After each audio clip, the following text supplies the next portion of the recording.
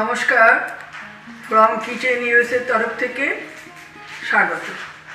আশা করি আপনারা সবাই ভালো আছেন, সুস্থ আছেন। আজকে আমাদের চ্যানেলে যেটা আমরা রান্না করব সেটা হচ্ছে ডাঁটা চচ্চড়ি বা ডাঁটার ঝাল। এই ডাঁটা চচ্চড়ি বা ডাঁটার ঝালটা রান্না করতে গিয়ে একটু নস্টালজিক হয়ে যেতে হয়। মনে পড়ে আমাদের ছোটোবেলায় আমরা যখন ছোট, তখন মা, কাকিমা, ঠাকুমারা যখন খেতেন, তাদের পাতে অন্য ভালো ভালো রান্না কিছুই প্রায় থাকতো না, সবই আমাদের দিয়ে দিতেন। তাদের জন্য দেখতাম পাতে অনেকটা করে ডাঁটা চচ্চড়ি।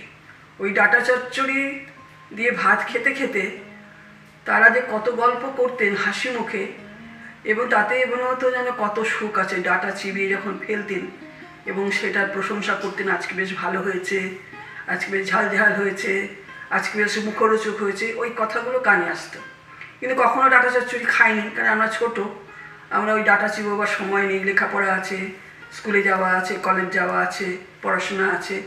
ডাঁটা চচ্চড়ি খেয়েছি বলে মনে পড়ে না ছোটোবেলায়। কিন্তু যখন বড় হলাম, বিয়ে হলো, নিজের সংসার হলো, তখন যখন ডাঁটা চচ্চড়ি করতাম, তখন মা, কাকিমা, ঠাকুমাদের কথা মনে পড়তো। তাদের ভাতের পাশে অনেকটা করে ডাঁটা চচ্চড়ি। আজকে যখন রান্না করছি ডাঁটা চচ্চড়ি, তখনও আমার সে কথাই মনে পড়ছে।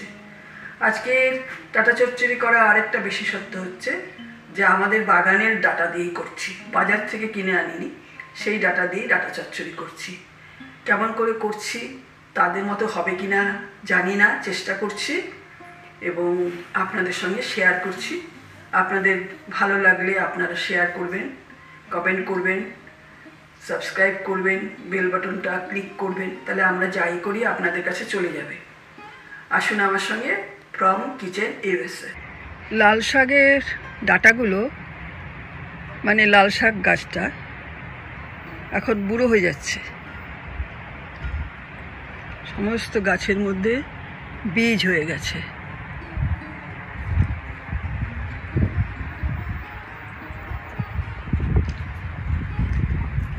আর বেশি দিন রাখা যাবে না। আর গতকাল থেকেও দেখছি একটু ঠান্ডা ঠান্ডাও পড়ছে। এরপরে আস্তে আস্তে ঠান্ডাটা চলে আসবে এখানে।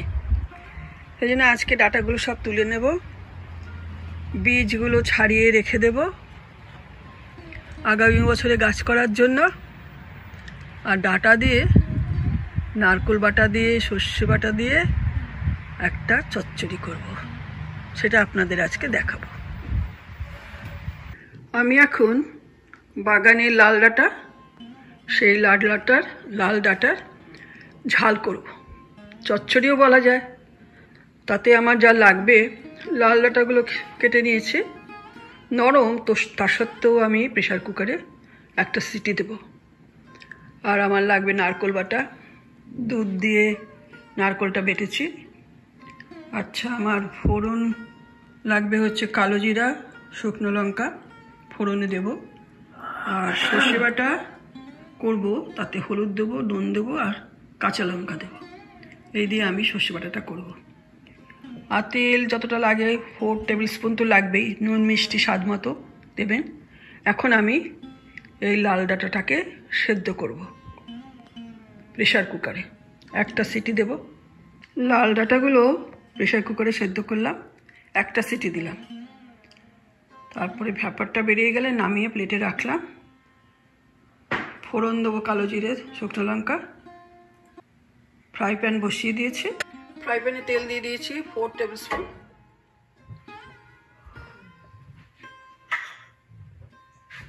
ফোড়ন দিলাম কালো জিরা, শুকনো লঙ্কা।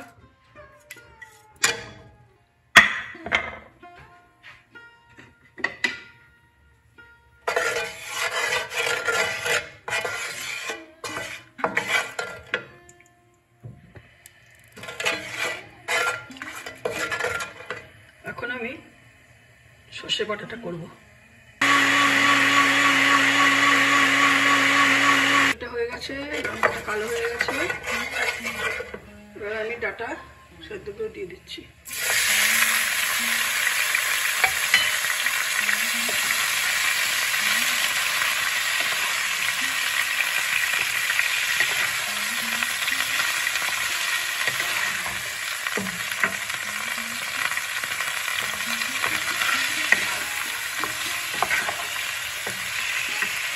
ভাজা ভাজা হোক, তারপরে মশলা দেবো। এখন দিচ্ছি হলুদ আর একটু শুকনো লঙ্কা।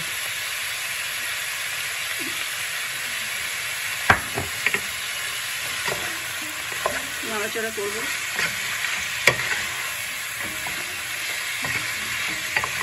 তারপর দেব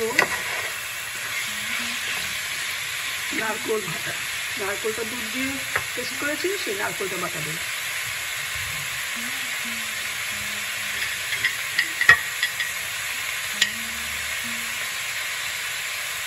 এক চামচ।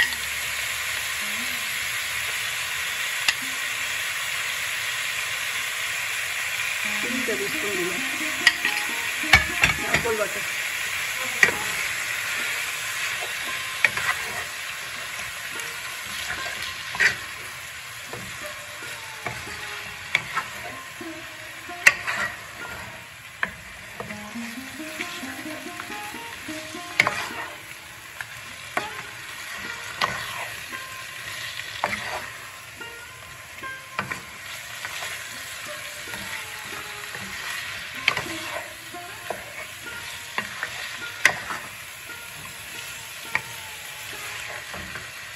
নারকোলটা ভালো করে বাটা হবে, তাহলে নারকোল থেকে একটু তেল বেরোবে আর নারকোল ভাজা গন্ধটাও বেরোবে। তারপরে আমি সর্ষে বাটা দেবো। এখন আমি নুন মিষ্টি দিয়ে দিচ্ছি। সেদ্ধ হওয়ার কিছু নেই, প্রেশার কুকারে সেদ্ধ, কেন মিষ্টি দিলেও যে সেদ্ধ হবে না তা হবে না। মিষ্টিটা দিলাম, দিচ্ছি আর নুনও দিচ্ছি।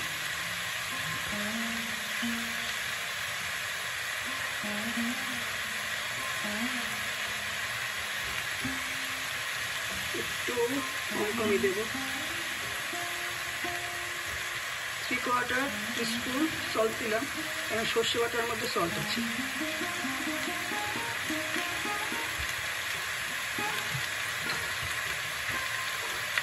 এখন দেবো আমি মিষ্টি। আমি দেবো হচ্ছে নকুলদানা। নকুলদানাতে 4 টেবিল স্পুন সুগার দিলে যে মিষ্টিটা হবে সেইভাবেই দেবো। বাটা চচ্চড়িটা একটু মিষ্টির দিকে থাকলে খুব টেস্ট হয়। যে নকুলদানাগুলো দিচ্ছি, এগুলো 3 টিস্পুন সুগারের কাজ করবে।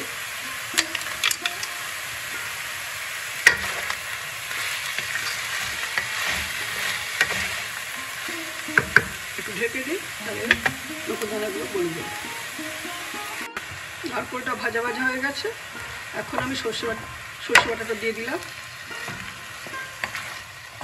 এটাও একটু শুকাবে, ঢাকা দেওয়ার দরকার নেই, কারণ সবটাই তো আমি প্রেশার কুকারে সেদ্ধ করে নিয়েছি। সেদ্ধটা হয়েই গেছে, এটা হোক।